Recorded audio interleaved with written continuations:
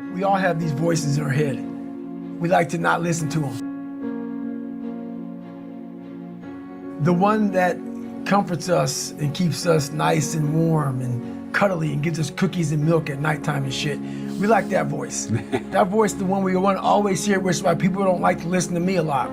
Some people do, some people don't. The only thing that changes you is being real. So basically, you know, I had to have the courage to go back in it because nothing was getting done. I kept on going to that nice cuddly voice in my head saying, you know what?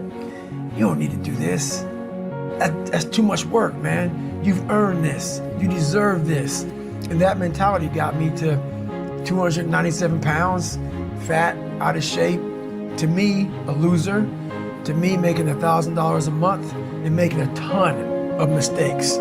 Because mistakes happen on the easy side of life.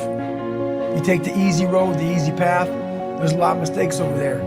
The hard journey, you don't make too many mistakes over here because it's too hard. You don't want to repeat it. So it's challenging. And would you say you've built this almost like sadistic quality where you almost enjoy the pain? I don't enjoy it. It's necessary. Yeah. It's necessary. So every morning I wake up, it's not just about working out, but for me, working out has been a very big part of my mental growth. So for me, if I am not challenging myself every day, and I swear to God, people will not believe it, I was over almost 300 pounds twice in my life. A person that does that twice in his life does not enjoy cardiovascular activity, okay? Yeah. So people can put anything they want to in their head. I did realize one thing.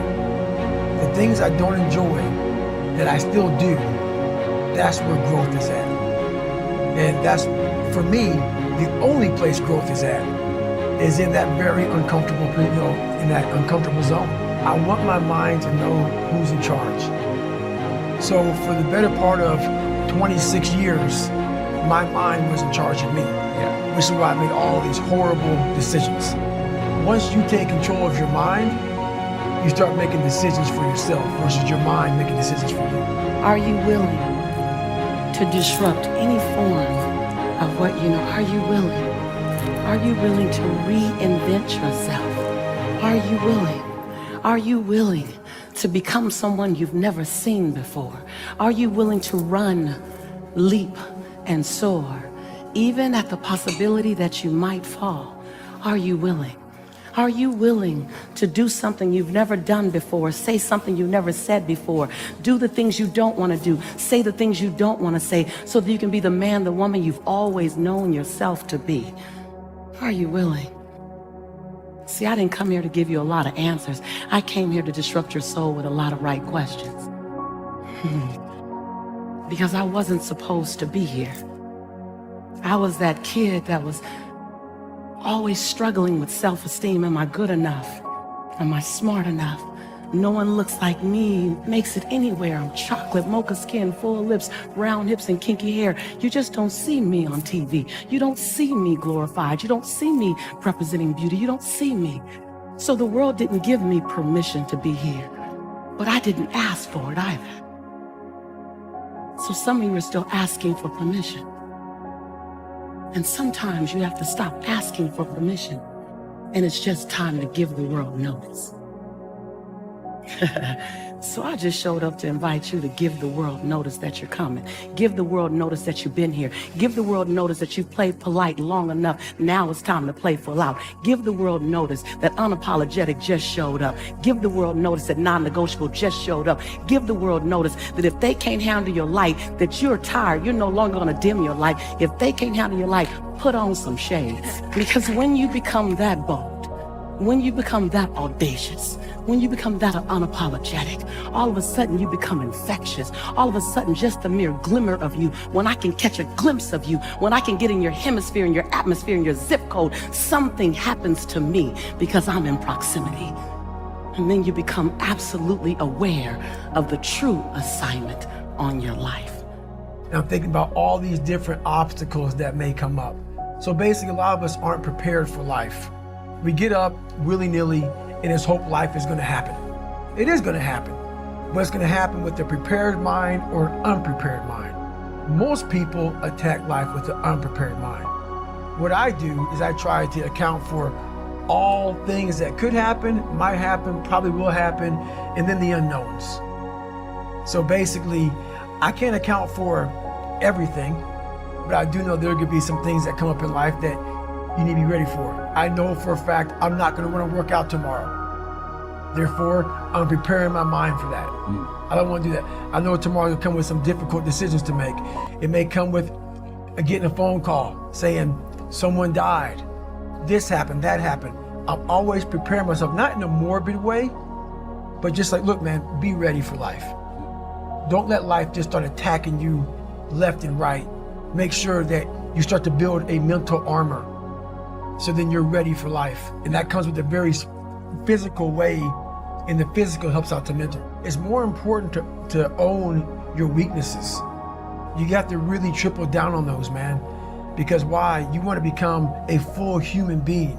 We like to run away from weaknesses. Like for instance, if you're good at running, all you want to do is run. If you're great at reading, you have several books. But we don't do those things that we're not good at.